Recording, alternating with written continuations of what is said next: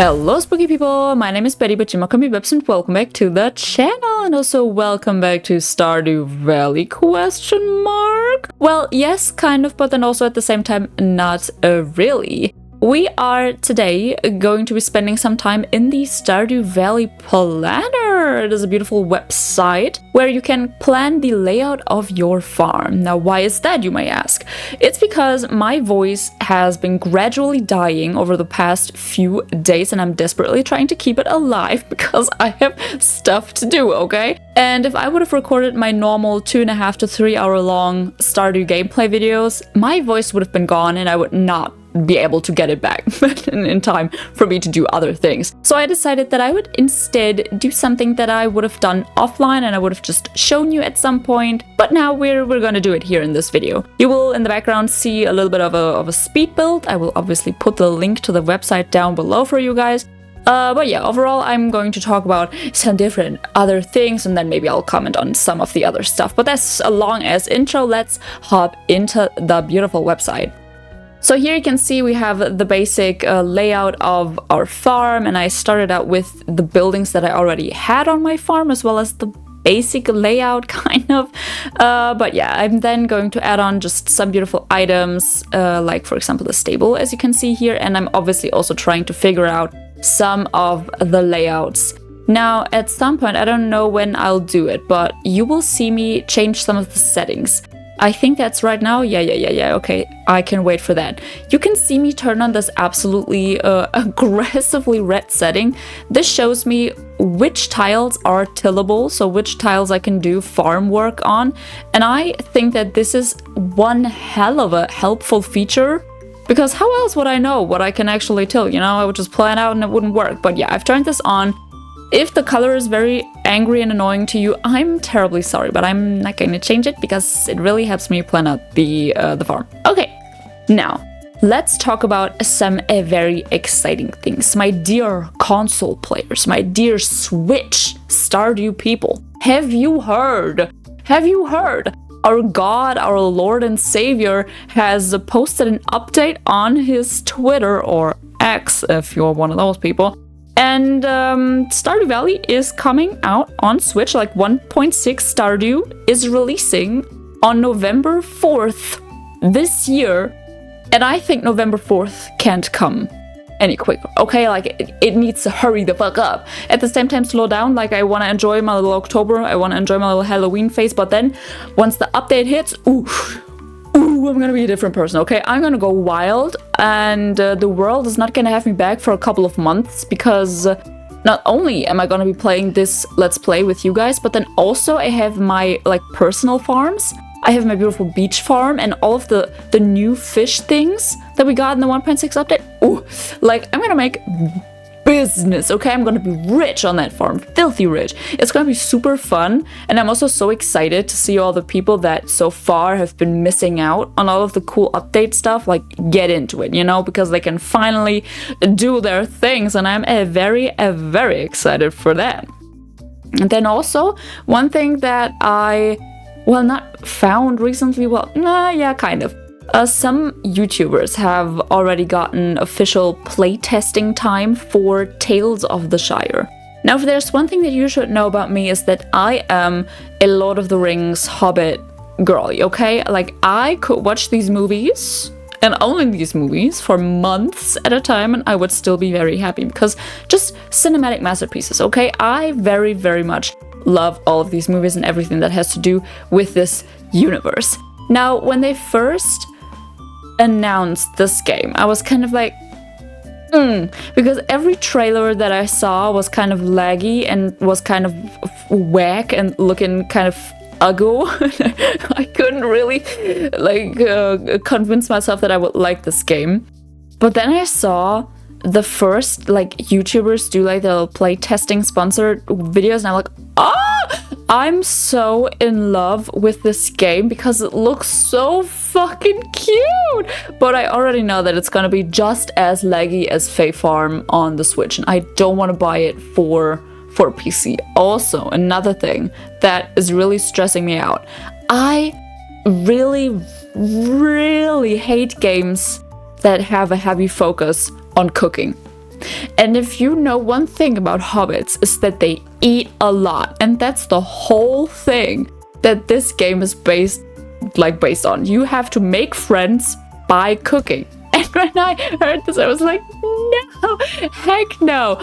But the game looks so cute. The design is so freaking adorable, and you can decorate everything, like literally everything, and you can decorate it freely. There are almost no limitations. And in my mind, I was already like, ooh, I could be the first goth hobbit with a fully gothed out home. Like, it would be so fucking sick. But then again, this is probably gonna be one of those games that is freaking expensive, so I don't really know if I want to buy it. It's the same kind of thing like with Fae Farm. I'm like, come on, we've had this discussion before. I don't really know how to feel about this, but the beautiful thing is that I have until March 25th of March 2025, so next year, to think about if I want to buy this or not. And trust me, I will be thinking about it constantly. So I would like to hear your guys' opinions. Do you think this is the game that you are going to be playing as a representative of the cozy gamer girl community? Like, I have to ask, I have to know. But yeah, this is like, oh, the game was so cute, and like the designs, the characters, the dialogues, very freaking adorable. Okay, I think that was all of my out of Stardew talking points. Let's get into what we are doing right now. So as you can see, we've got a beautiful layout where I currently have my fields. I want to keep my fields, but I just for the future plant them with iridium sprinklers. Then up top, 2 sheds where I want to put kegs, and because I want to build like a wine empire, obviously, as everyone else in this game. And then I just thought it would be really cute to have all of the obelisks in the back there.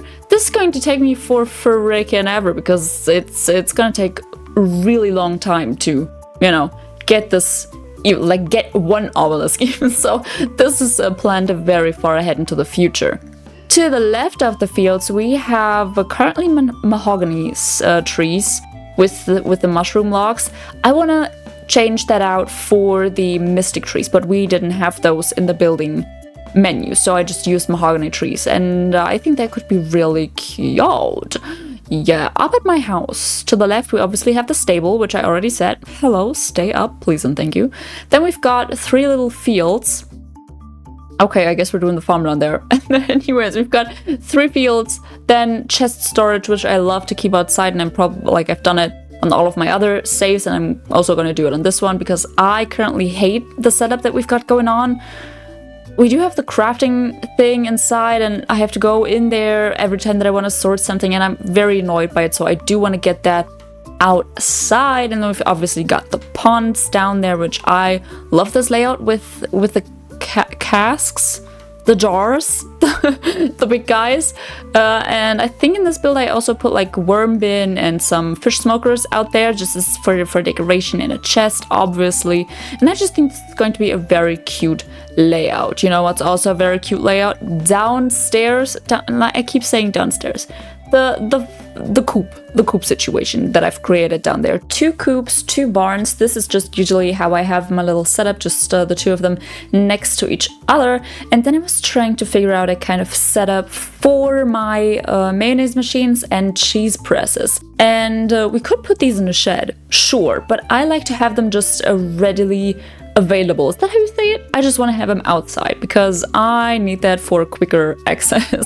It's just what I like to do. And this first setup, it wasn't really working the way that I wanted it to work, so I just deleted all of this. I decided to just move them to the right side in this little hole, because also the amount that I had in my first option, it was just too many. It's like a very unrealistic, so I decided to instead just reduce the amount, move this over to the side, obviously when I placed all of this down, then I also had to recenter the little entrance, which I love that. I love just sectioning things off. And I think this is the first farm where I'm actually very much focusing on just the stone aspect, like the stone fences. Come on, absolutely stunning. And here I'm setting up one thing that I'm actually so excited to do once we finally have access to iridium, and we have put iridium sprinklers everywhere where we need it and upgraded all of our tools. A freaking crystallarium mini field situation setup kind of a thing. I love this so much. It is so good, such a good money maker also. And then also obviously for those skull caverns in the desert is a very good way to get those jades to trade for staircases. Yeah, but then down here I just put down some more grass to kind of symbolize that things are happening. Decided that I wanted to move the golden clock to where I had the greenhouse before, and I think the greenhouse is basically where it is right now. And at this point of building, I wasn't really sure what I wanted to do with this area, so I kind of did this tiny little end piece off screen, which I'm going to show you right now when we are looking at the final beautiful picture. So right here in this picture, we've got, like I already said, we've got the house with the 2 silos. I don't know if we need more. I think 2 silos will be perfectly fine for now. Then we've got 2 little, no, not 2, I can't count, 3 little fields in front of our house. I think we can like do flowers and stuff. I don't really know, don't really care. Then right below those 3 little tiny fields, we've got my chest storage, and I think this is going to look really cute. Maybe I can also just like do the flooring underneath it with a different kind of stone. We have to figure it out. And also, if you're wondering why did I put these little signs behind it, it's for better organizing, okay? So that I can, for example, put like a fruit, and then the 2 things in front of it are like fruit and foraging, building materials, like all that kind of jazz, fish stuff. I think that's going to look really cute.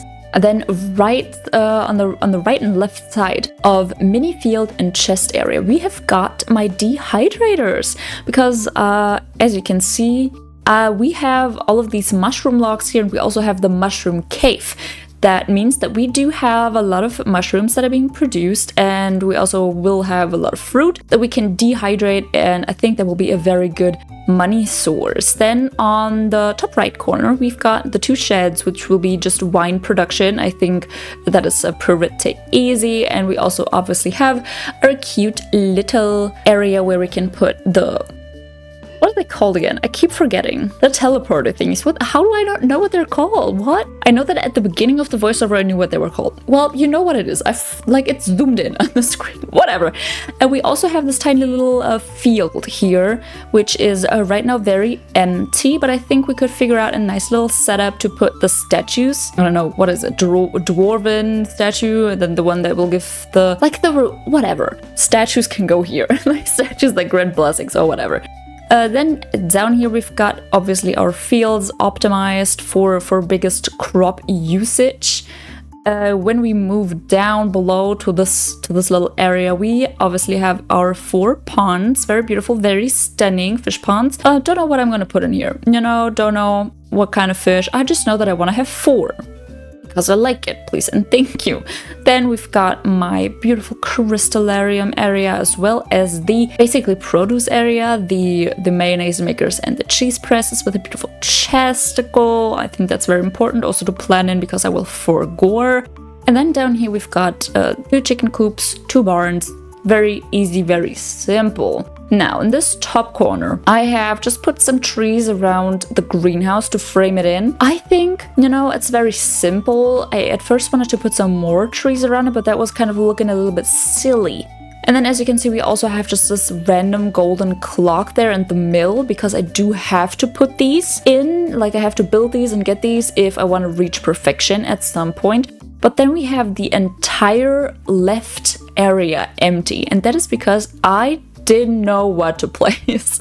Like, obviously there are some things that we could place, but I was brain dead at this point. It's also a lot of farming area. It's way more farming area than I thought. It's just always weirdly shaped, and we might have to kind of work around the grass bits a little bit. But then again, we also I kind of want an area where we can put a Junimo hut.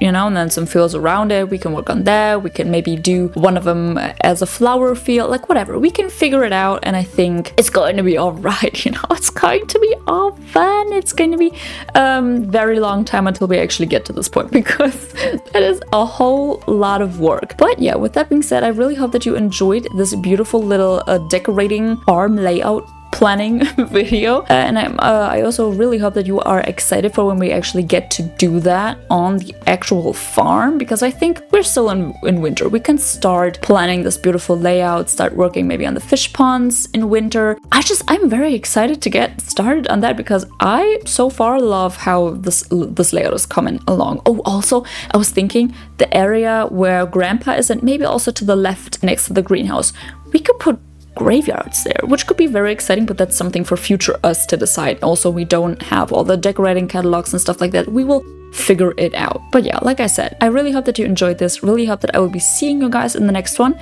And until then, I suggest you guys stay spooky, people. Goodbye.